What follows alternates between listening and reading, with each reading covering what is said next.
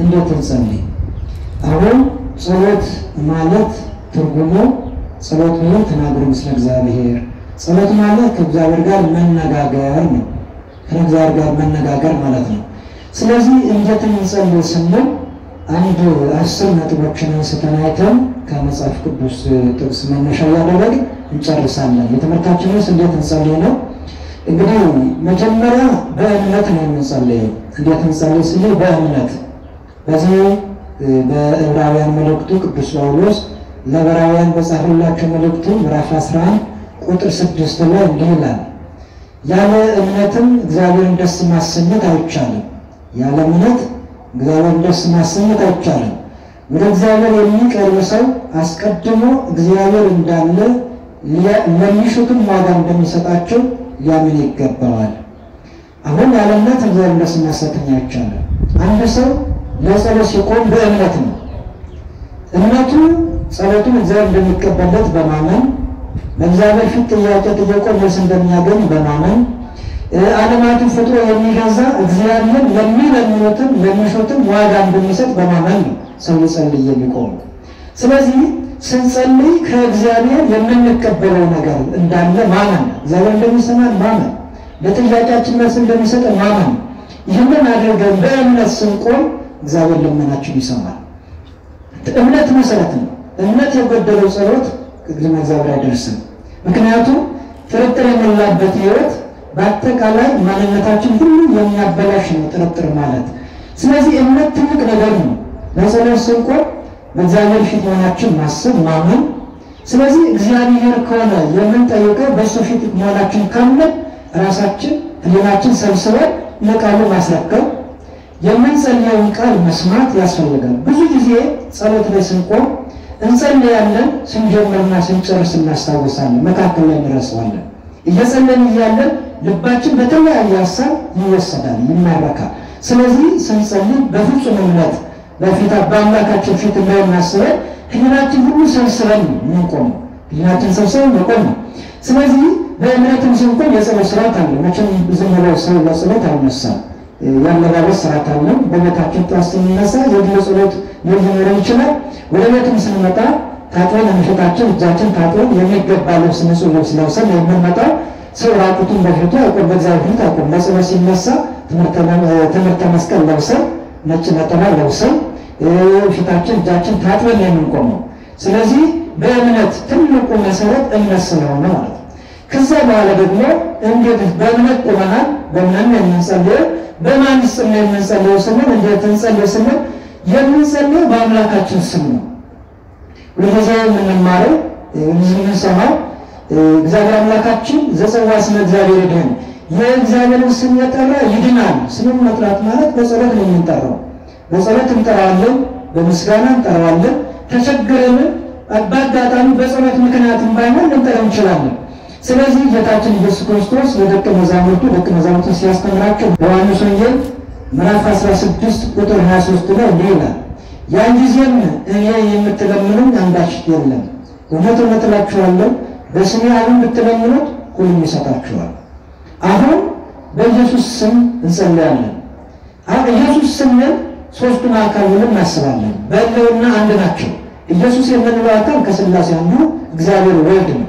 ስለዚህ በእሱ ስም ስንጸልይ አሁን እሱን አምነን ነው የምንጸልይ። ዋጋ ከፍሎ መሆን አምነን ሰው የሆነው ሥጋ የለበሰው በጠባብ ደረት በአጭር ቁመት የተወሰነው በሥጋ የተገለጠው አምላክ መሆኑን አምነን ለእኛ ሲል ደግሞ ማፍሰሱን ሥጋውን መቅደሱን አምነን ስንጸልይ በእሱ ስም ምንድነው የሚሉት አባቶቻችን?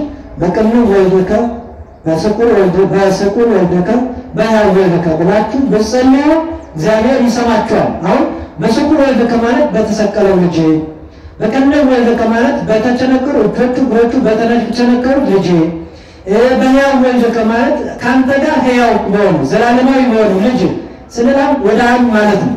ስለዚህ በእሱ ስም እንጸልያለን። አብን ወልድን መንፈስ ቅዱስን ስማቸውን እያነሳ እንጸልያለን። ምክንያቱም ሌላ የለንም። በእነሱ ስም ነው የምንጸልየው፣ ስማቸውን ነው የምንጸልየው። ጸሎቶቹ የመጽሐፍ ቅዱሶቹ በሙሉ ቸርነቱን፣ ምሕረቱን፣ አዳኝነቱን፣ ታዳጊነቱን፣ ይቅር ባይነቱን፣ ፈታይነቱን የሚናገሩ ናቸው። እነሱን እያነሳን እንጸልያለን። ስለዚህ በእሱ የምንጸልዩትን በእሱ ስም የምንጸልዩትን ሁሉ እንደሚሰማ ኢየሱስ ክርስቶስ ራሱ ተናገረ። በስሜ ብትለምኑ ሁሉን ይሰጣችኋል። ተመልከቱ፣ በጸሎት ስንቆም የምንጸልየው እግዚአብሔር ነው፣ ከፊል አይደለም፣ ሁሉንም ነው የሚሰጠን። ሁሉም ሲባል ግን የሚጠቅመንን ነው የሚሰጠን እግዚአብሔር። እኛ ልጆች ነንና ፍጡር ነንና የምንጠይቀውን ሳናውቅ ልንጠይቅ እንችላለን። የሚጠቅመን መስሎን የሚጎዳን ልንጠይቅ እንችላለን። የሚበጀን መስሎን የማይበጅን ልንጠይቅ እንችላለን። ልክ እንደ ወንጌላዊ ዮሐንስና እንደ ያዕቆብ እናት የማይጠቅም ጥያቄ የማይረባ ጥያቄ ጠይቃለች። ጌታችን ኢየሱስ ክርስቶስን ጠጋ ብላ ምንድን ነው ያለችው? እባክህ አንተ በምትነግስበት ጊዜ ልጆቼ ቀኛዝማች ግራዝማች ነው ይሾሙልኝ አለች። አሁን ተመልከቱ፣ ኢየሱስ ክርስቶስ የመጣው የሚነግሰው መስቀል ላይ ነው። ለድነተ ዓለም እጆቹ መስቀል ላይ ይቸነከራሉ፣ እግሮቹ ይቸነከራሉ፣ ሥጋው ይቆረሳል፣ ደሙ ይፈሰሳል፣ በቀኝና በግራ የሚሰቀሉ አሉ። ስለዚህ ኢየሱስ ክርስቶስ ምንድን ነው ያላት? የምትለምኑትን አታውቁም። ስለዚህ በእምነት ስንቆም በስሙ ስንጸልይ የምንለምነው ለይተን ማወቅ ያስፈልጋል። ክርስቲያናዊ ሕይወት እግዚአብሔር የሚሰማው ጸሎት ትሕትናን የተላበሰ ንጽሕናን የተላበሰ ቅድስናን የተላበሰ የምንጠራው ስም ቅዱስ ነው ብለን አምነን ኢየሱስ የሚለው ስም አብ ወልድ እግዚአብሔር የሚለው ስም ቅዱስ መሆኑን አውቀን ይሄ ቅዱስ ስም በእኔ ሕይወት ውስጥ ስራ ይሰራል ብለን አምነን ስሙን እያነሳን ስንጠራ ስንጸልይ ይሰማናል። ስለዚህ እንድንጸልይ ስሙን እያነሳን ነው የምንጠራው። የአባታችን የእግዚአብሔር ስም እየጠራን እያነሳን ነው የምንጠራው። የምንለምነው ስሞቹ ብዙዎች ናቸው። ኢየሱስ ብንለው፣ አማኑኤል ብንለው፣ መድኃኒዓለም ብንለው አንድ ሰው የሆነልን አምላክ ነው። ከዚያም አብን ብንጠራ መንፈስ ቅዱስ ብንጠራ በሕልውና አንድ ናቸው። ስለዚህ ከዚያም ቅዱሳኑን አንስተን ልንጠራ እንችላለን። ቅዱሳኑን እያነሳን በቅዱሳኑ ስም ልንጸልይ እንችላለን። ምን ብለን? ስለ አምላክ ስለ ተክለ ሃይማኖት ብለን፣ ስለ ወዳጅ ስለ ሰማዕታቱ ብለን በአንተ ስም አምላካችን ኢየሱስ ክርስቶስን አንክድም ብለው በእሳት በተቃጠሉት፣ በድንጋይ በተወገሩት፣ በመንኮራኩር በተፈቱት፣ በሰይፍ በተቆረጡ፣ በድንጋይ በተወገሩ፣ ደማቸው በፈሰሰው፣ አጥንታቸው በተከሰከሰ በወዳጆቹ በሰማዕታት ብለን እባክህ ይቅር በለን ብለን ስንጸልይ ይሰማናል።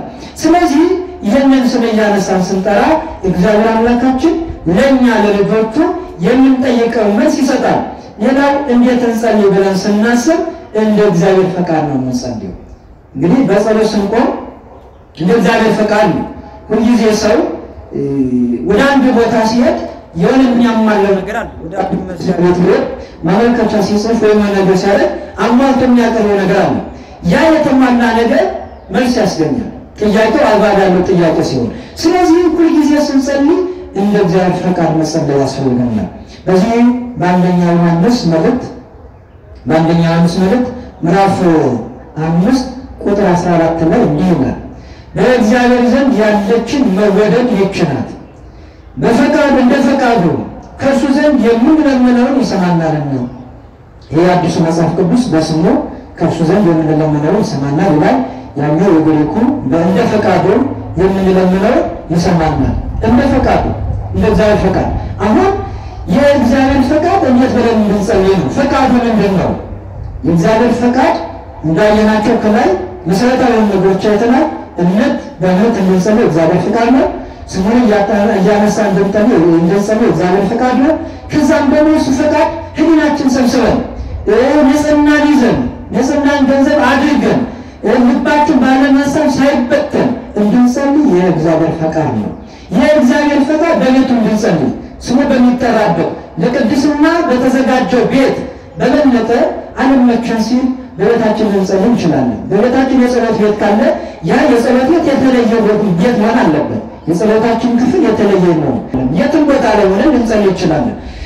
ብንችለው ቤተክርስቲያን መጥተን ብንጸልይ የተሻለ ነው ከምንም በላይ። ግን ቤተክርስቲያን በሌለበት ቦታ ላይ ብንጸልይ ወደ ምስራቅ ዞረን እንጸልያለን። ወደ ምስራቅ ክርስቲያን ሁልጊዜ ቤተክርስቲያን በሌለበት ቦታ ላይ ቢጸልይ ዙሮ ፊቱን መጸለይ ያለበት ወደ ምስራቅ ነው። ምክንያቱም ምስራቅ እግዚአብሔር አምላካችን የሚመጣበት ፀሐይ የምትወጣበት ብርሃን የሆነው ጌታ በምስራቅ ነው። ፀሐይ ወጥቶ ብርሃን ወጥቶ ጨለማ የሚወገደው ብርሃን የሆነው አምላካችን የሚመጣው ነገረ ምጽአቱን እያሰብ ወደ ምስራቅ ነው። ቤተክርስቲያን ሁልጊዜ ወንጌል ስታነብ ወደ ምስራቅ ነው። ቅዱስ ስትል ወደ ምስራቅ ነው። አብዛኛውን ጊዜ አምልኮቷ ወደ ምስራቅ ነው።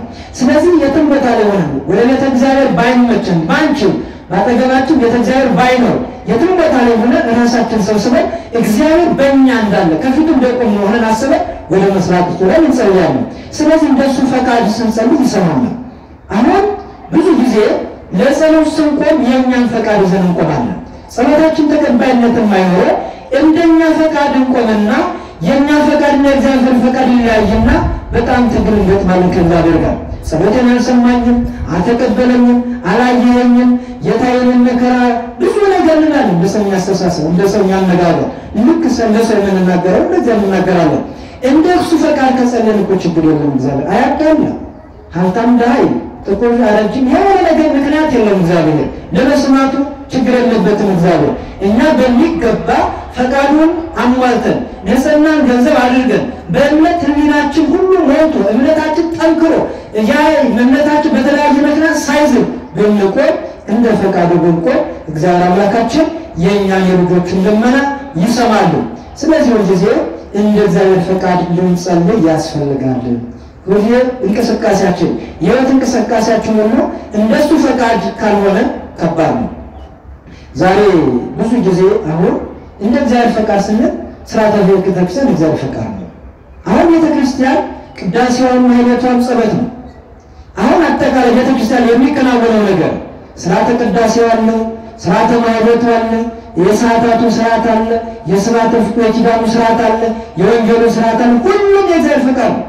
በሰው ፈቃድ የተመሰረተ አይደለም። ይሄ አጠቃላይ ቤተክርስቲያን ላይ የምናከናውነው ነገር እንደ ሰው ሐሳብ ሰዎች ስለወደዱ እንዲህ ቢሆን ተብሎ ሰዎች ተስማምተው በሰዎች ፈቃድ የተመሰረተ ሥርዓት አይደለም። ይሄ ቤተክርስቲያን ላይ የተመሰረተው ሥርዓት ሁሉ እንደ እግዚአብሔር ፈቃድ የተመሰረተ ነው። ስለዚህ ከሥርዓተ ቤተክርስቲያን ስንወጣ ከፈቃድ እግዚአብሔር ስንወጣ ከሕገ እግዚአብሔር ስንወጣ ጸሎታችን ተቀባይነት አያገኝም። ጸሎታችን ተቀባይነት እንዳገኝ እንደ እግዚአብሔር ፈቃድ ልንጸልይ ያስፈልጋል። ሥርዓቱን ጠብቀን ሕጉን ጠብቀን ስንጸልይ ስናገለግል እግዚአብሔር የእኛን የልጆችን ልመና ይሰማልና ማንኛውም እንቅስቃሴያችን፣ አምልኮታችን፣ ጸሎታችን፣ ጥያቄያችን እንደ ፈቃዱ ሊሆን ይገባል። ያ ከሆነ የእኛ ጸሎት በእግዚአብሔር ፊት ተቀባይነት